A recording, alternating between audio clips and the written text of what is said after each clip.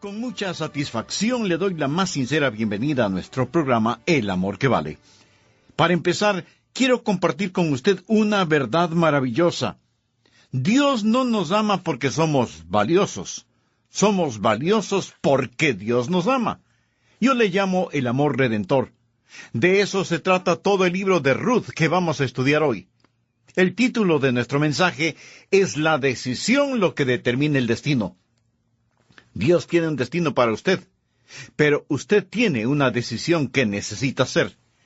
Le invito a abrir la palabra de Dios y buscar el libro de Ruth. Lo encontrará en el Antiguo Testamento, después del libro de Jueces.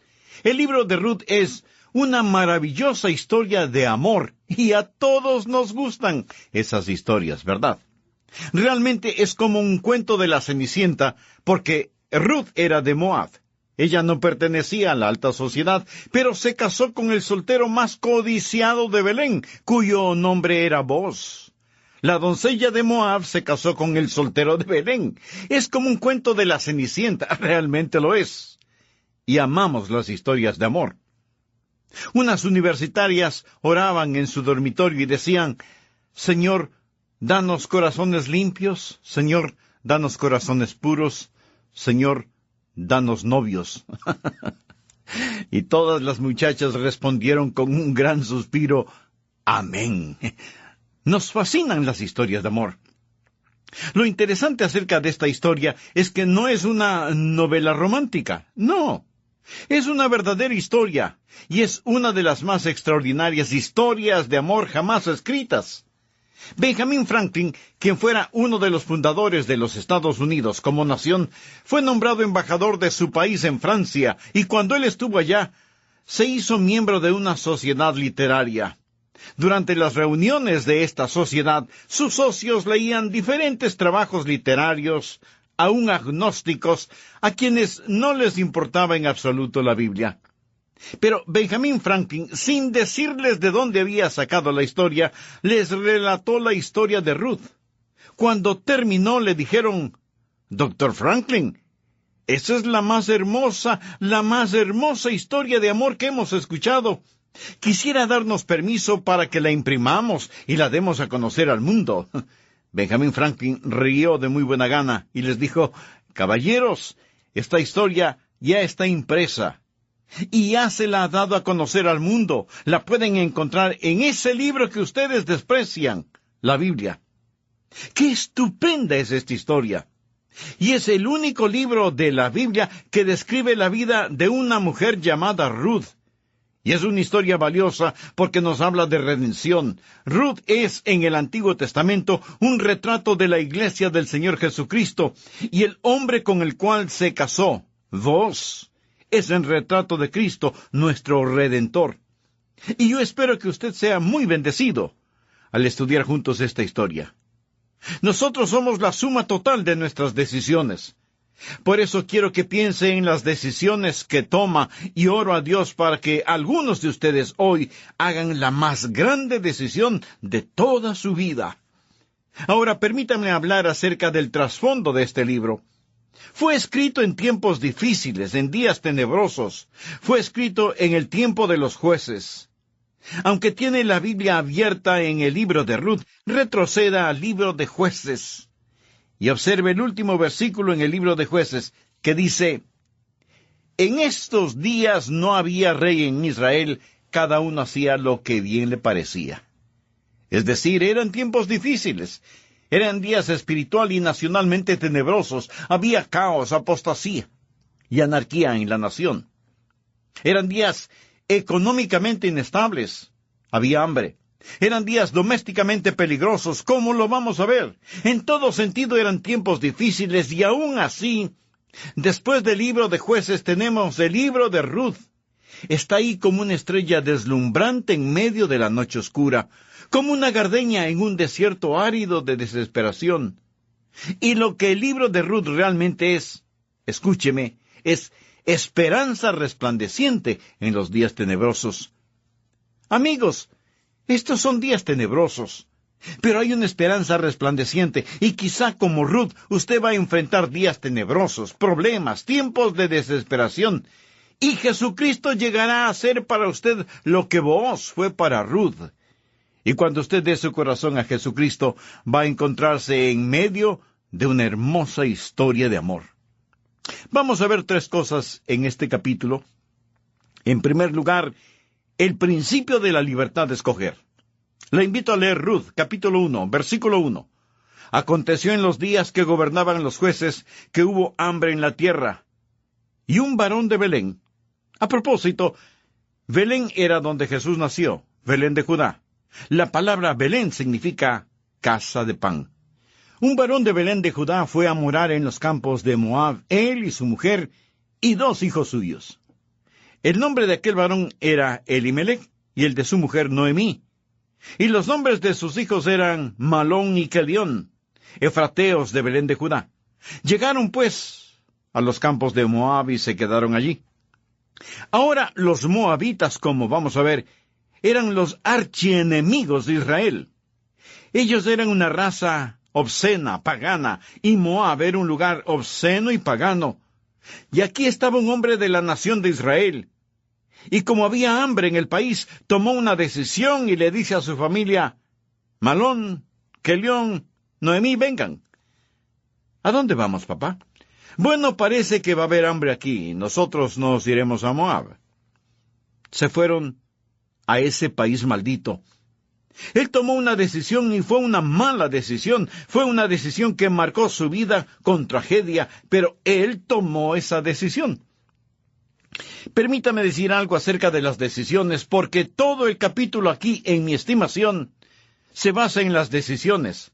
Y recuerda el título del mensaje: es la decisión lo que determina el destino. Somos libres de escoger.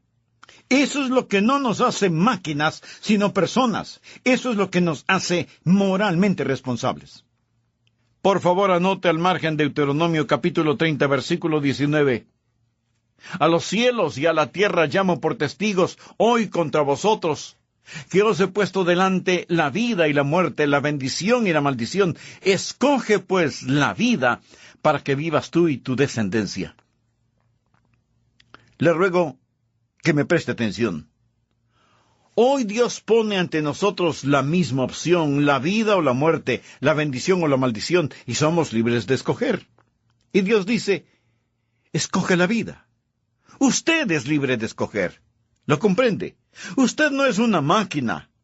No es una víctima del destino. Vote su horóscopo. Usted es libre de escoger. Pero ahora escúcheme. Usted no es libre para no escoger.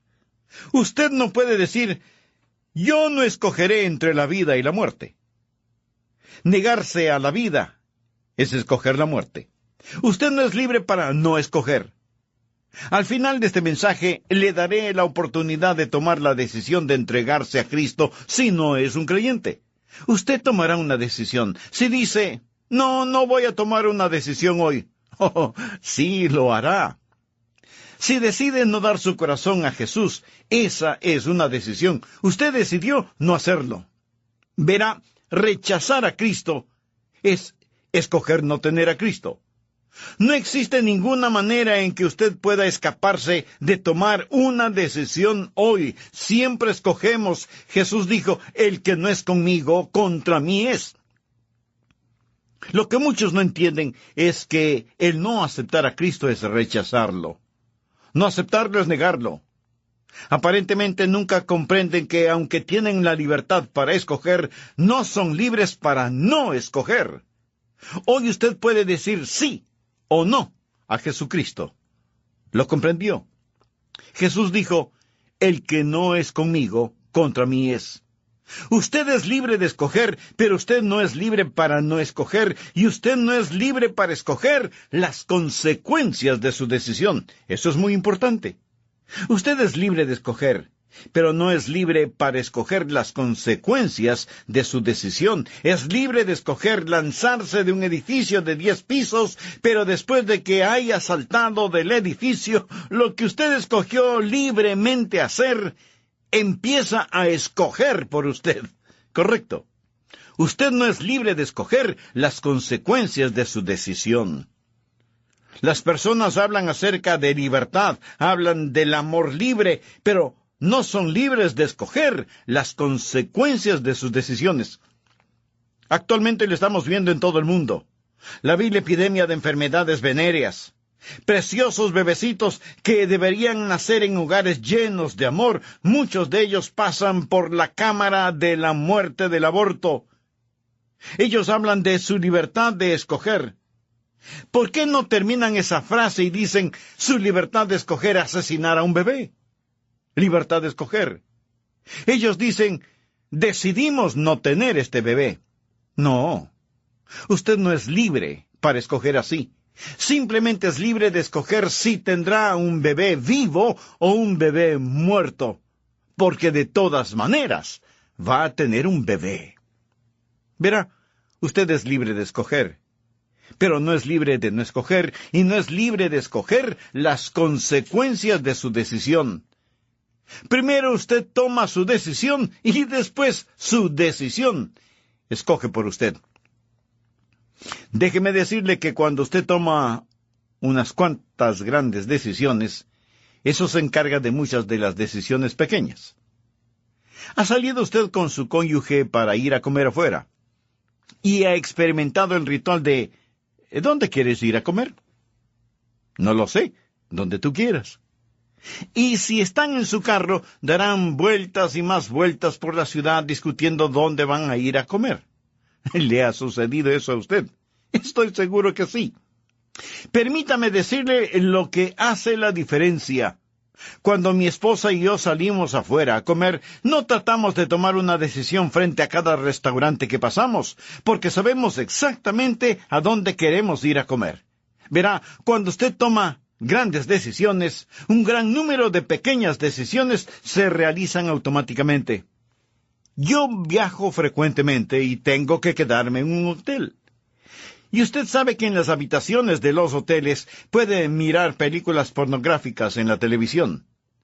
Pero cada vez que voy a un hotel, yo no tengo que estar decidiendo si voy a mirar esa basura. Ya he tomado la decisión de no hacerlo porque Cristo es mi Señor. Cuando usted toma unas cuantas decisiones grandes, automáticamente se realizarán unas cuantas decisiones pequeñas.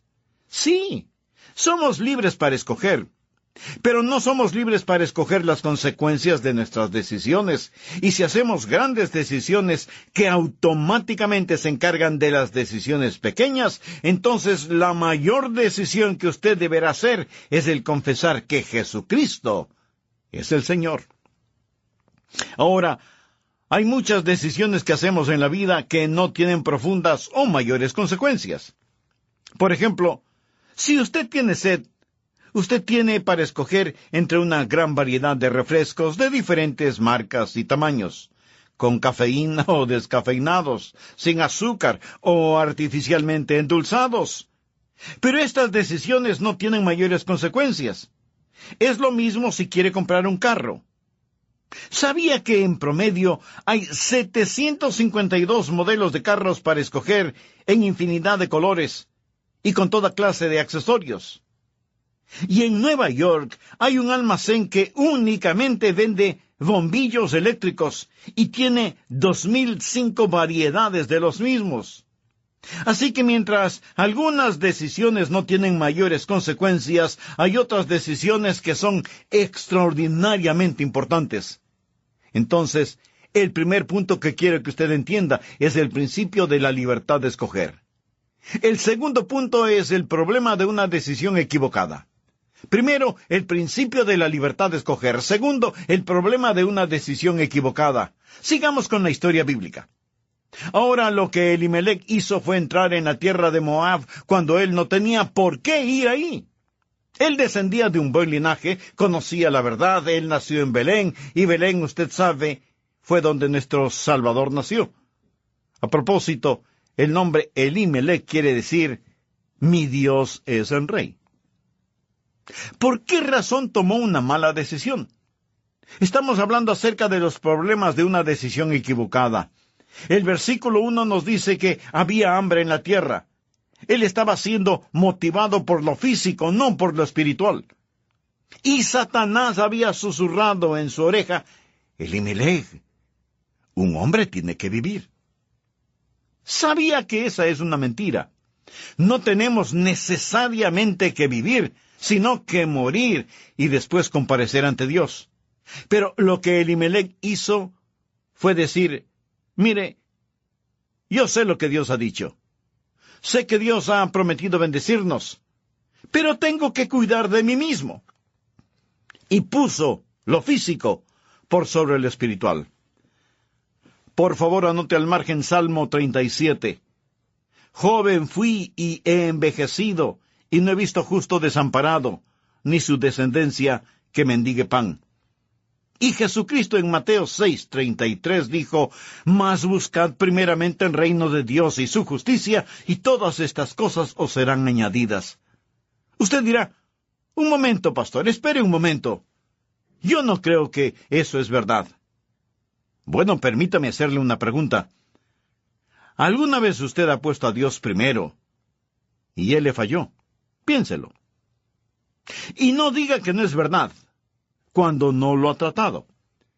Ahora, la mayoría de las personas aman las cosas y usan o tratan de usar a Dios. Pero la verdad es que debemos amar a Dios y usar las cosas. Dios jamás obrará si le tenemos en segundo lugar.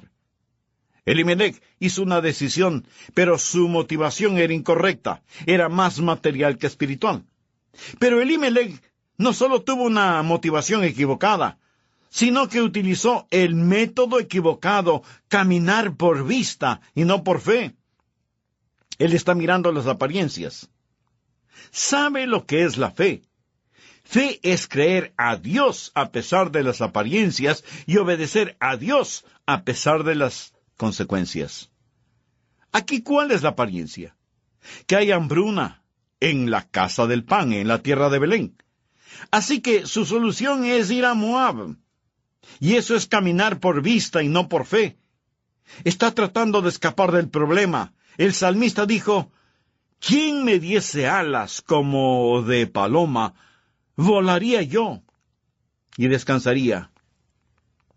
¿Alguna vez usted ha hecho eso? Escapar, huir. ¿Alguna vez ha dicho: mis problemas son muy grandes, si solo pudiera irme a algún lugar solitario y dejar que el mundo siga su rumbo? ¿Quién me diese alas como de paloma? Volaría yo y descansaría. Amigo, escúcheme.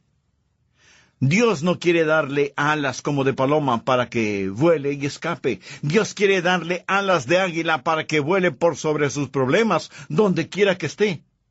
Y si esto que llamamos cristianismo no da resultado ahora, si no trabaja en su situación actual, entonces no dará resultado en ninguna parte para nadie.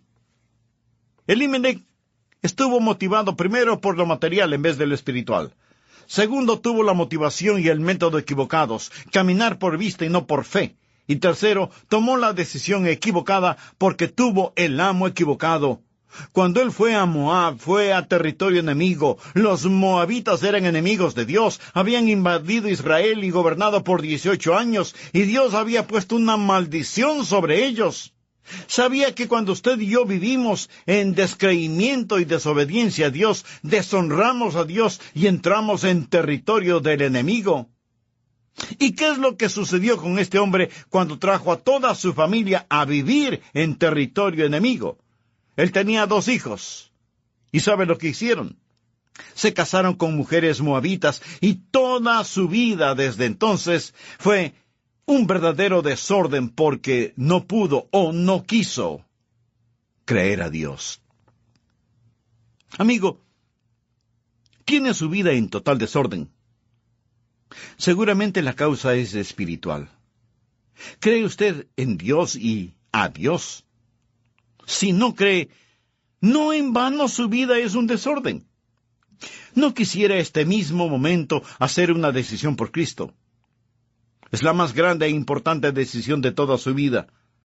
Permítame hacer un breve resumen de lo que estudiamos en el programa anterior al hablar del tema cómo tener esperanza firme en un mundo incierto. Estamos estudiando el capítulo 1 de la segunda epístola del apóstol Pablo a los tesalonicenses y abarcando el tema de los últimos tiempos. Y con toda honestidad debo decir que no tenemos la seguridad de que los nuestros sean los últimos tiempos. Pero escúcheme atentamente. En un sentido de la palabra, los últimos tiempos comenzaron con la ascensión del Señor Jesús al cielo, y desde entonces hasta este mismo momento estamos viviendo al borde de la eternidad. Y aunque es muy cierto que Jesús puede regresar en cualquier momento, esto ha sido así desde hace más de 2000 años. Cuando Pablo escribió a los hermanos en la iglesia de Tesalónica, hizo referencia a una fe firme en un mundo que ya en ese entonces era incierto. Y de esa enseñanza paulina podemos aprender 3 verdades fundamentales, de las cuales ya hemos estudiado 2. Primera, usted no debe desanimarse, y segunda, usted no debe ser engañado. Pablo les dice a los tesalonicenses no solo que no deben desmayar, sino que no deben dejarse engañar. No os dejéis mover fácilmente de vuestro modo de pensar. Nadie os engañe de ninguna manera. Espero que usted tenga la buena costumbre de escuchar estos programas con su Biblia a la mano y un cuaderno de notas. Así aprovechará al máximo lo que Dios quiere enseñarle por medio de este estudio bíblico. En relación con el anticristo, escuche lo que Jesús dijo en Mateo 24:15. Por tanto, cuando veáis en el lugar santo la abominación desoladora de que habló el profeta Daniel, el que lee, entienda, esa será la señal de que la gran tribulación va a comenzar. ¿Cuándo será revelado el anticristo? Volvamos al verso 3 de 2 Tesalonicenses. Nadie os engañe en ninguna manera, porque no vendrá sin que antes venga la apostasía, y se manifieste el hombre de pecado, el hijo de perdición. Ahora, ¿qué es lo que eso nos dice a nosotros? Nos dice que el anticristo ya está vivo y entre nosotros, pero aún no ha sido revelado, y que puede estar viviendo en algún lugar del mundo. Ahora, yo personalmente creo que el anticristo saldrá de una Europa reunificada, pero hasta cuando sea revelado, hay un espíritu trabajando en el mundo a su favor, espíritu que la Biblia los llama el misterio de la iniquidad. 2 Tesalonicenses 2, los versos 6 y 7. Y ahora vosotros sabéis lo que lo detiene, a fin de que a su debido tiempo se manifieste, porque ya está en acción el misterio de la iniquidad, solo que hay quien al presente lo detiene, hasta que él, a su vez, sea quitado de en medio. Amigo, quiero que entienda muy bien lo siguiente. El verso 6 dice, y ahora vosotros sabéis lo que lo detiene, a fin de que a su debido tiempo se manifiesta. Y eso quiere decir que si el anticristo está vivo, y bien en nuestros días, hay algo que lo detiene, que no le deja actuar. El anticristo no aparecerá en el escenario del mundo hasta que sea el momento apropiado. Y la primera parte del verso 7 dice, porque ya está en acción el misterio de iniquidad. Si usted no puede ver el espíritu del anticristo trabajando en el mundo hoy, es que está padeciendo de absoluta ceguera espiritual. Porque ya está en acción el misterio de la iniquidad, solo que hay quien al presente lo detiene, hasta que él a su vez sea quitado de en medio. Note 2 frases muy importantes. En el verso 6, vosotros sabéis lo que lo detiene. Y en el verso 7, solo que hay quien al presente lo detiene. Bien, ¿qué es lo que lo detiene? La iglesia. Pero cuando la iglesia sea arrebatada, ¿quién lo detendrá? El Espíritu Santo. ¿Cuándo la iglesia que es habitada por el Espíritu Santo ya no detendrá al anticristo? Bueno, cuando sea arrebatada al cielo. Entonces, el Señor mismo, con voz de mando, con voz de arcángel y con trompeta de Dios, descenderá del cielo, y los muertos en Cristo resucitarán primero. Luego nosotros, los que vivimos, los que hayamos quedado, seremos arrebatados con ellos en las nubes para recibir al Señor en el aire, y así estaremos siempre con el Señor. Y si el Espíritu Santo y la Iglesia ya no están en la tierra, nada detendrá las actividades del Anticristo. ¿Sabía usted que la Iglesia en realidad restringe el poder del diablo? Y que el Espíritu Santo, habitando en los creyentes, detiene a Satanás para que no haga todo lo que quiere hacer. Estudie el libro de Job y descubrirá que Satanás se queja delante de Dios porque no le deja hacer todo lo que él quiere hacer. Pero uno de estos días, el diablo no tendrá restricciones. ¿Cuándo sucederá eso? Cuando nosotros, la Iglesia de Cristo, ya no estemos aquí. Los inconversos, por lo general, no nos quieren a nosotros, los creyentes evangélicos, desean que no estemos aquí. Para ellos somos como una piedra en el zapato, o como una basura en el ojo. Sin embargo, la Biblia dice que somos sal y luz. ¿Qué hace la sal a más de dar sabor? Conserva los alimentos, pero también irrita. Uno de estos días, esta sal que conserva e irrita será quitada del mundo. ¿Qué hace la luz? La luz ilumina y revela. Uno de estos días, esta luz reveladora e iluminadora será quitada del mundo. Uno de estos días, ya no será posible escuchar estudios bíblicos y mensajes como el que hoy comparto con usted. Entonces aparecerá el Anticristo, el hombre de pecado, el hijo de perdición, y será revelado. Cuando la Iglesia y el Espíritu Santo sean quitados del mundo, entonces un maremoto de maldad y perversidad inundará la tierra y nada podrá detenerlo. Sería como tratar de detener las cataratas del Niágara con una represa hecha con palillo de dientes. Y seguramente alguien me preguntará, pastor, ¿quiere decir que el Espíritu Santo de Dios ya no estará en la tierra? Mi amigo, esa es una pregunta muy válida. El Espíritu Santo de Dios está en todas partes y no hay ningún lugar en donde Dios no esté. Pero el apóstol Pablo está hablando del poder restrictivo del Espíritu Santo. Se podría decir que el Espíritu Santo se hará a un lado. Y entonces el Anticristo, el hombre de pecado, hará visible su presencia en este mundo. Él será el sumum de todos los Atilas, los Hitlers, los Stalins, los Napoleones, los Osama Bin Ladens, los Khomeini's y los Saddam Husseins que han existido y que existen y que existirán.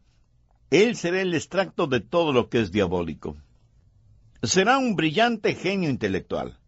Su autoridad será total y dominadora. Su odio no conocerá fronteras. Sus técnicas serán incomparables. Los hombres estarán dispuestos a morir por él. Las mujeres se rendirán a sus pies y los niños pronunciarán su nombre con reverencia y todo el mundo se maravillará de la bestia.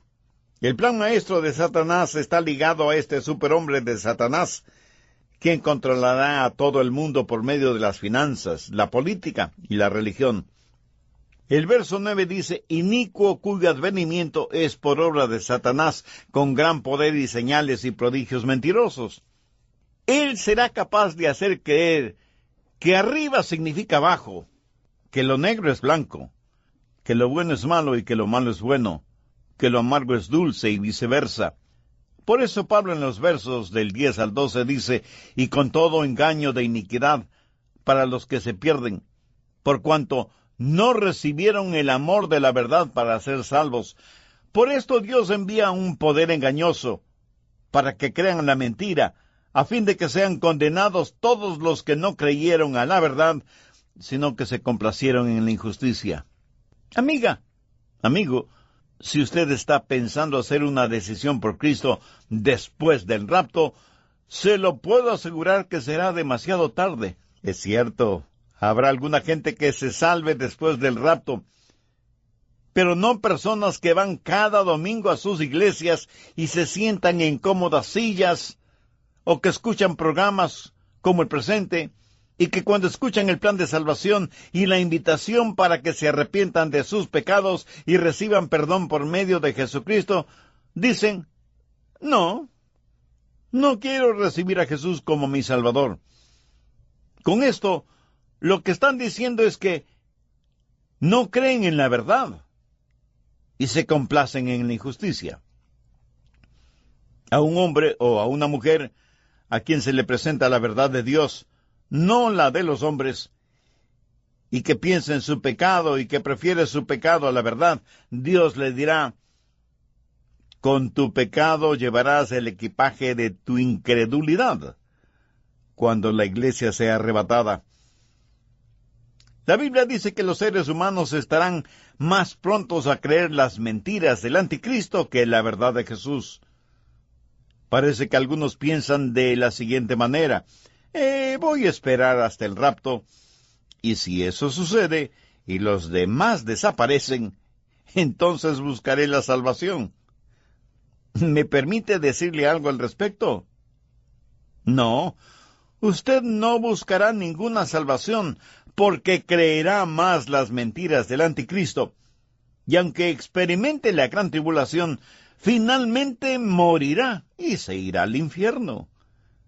Y si solo escuchar esto le parece duro, imagínese lo que será en la realidad.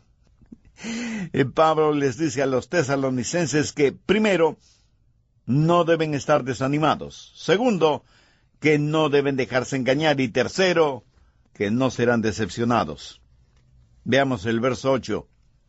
Y entonces se manifestará aquel inicuo a quien el Señor matará con el espíritu de su boca y destruirá con el resplandor de su venida. Aquí se está hablando de la batalla de Armagedón. Cuando el inicuo, el anticristo, venga, el Señor lo consumirá con el espíritu de su boca. ¿Qué quiere decir el apóstol? Que el mismo Jesús, que con su palabra les dio existencia, asimismo con su palabra los aniquilará. Recuerde que la segunda venida del Señor será en 2 etapas. Primero, Él viene secretamente por su iglesia. Y segundo, Él viene soberana y públicamente con su iglesia. Hay un período de 7 años entre la gran tribulación y el regreso del Señor, no solo en el misterio del rapto, sino en la majestad de su revelación.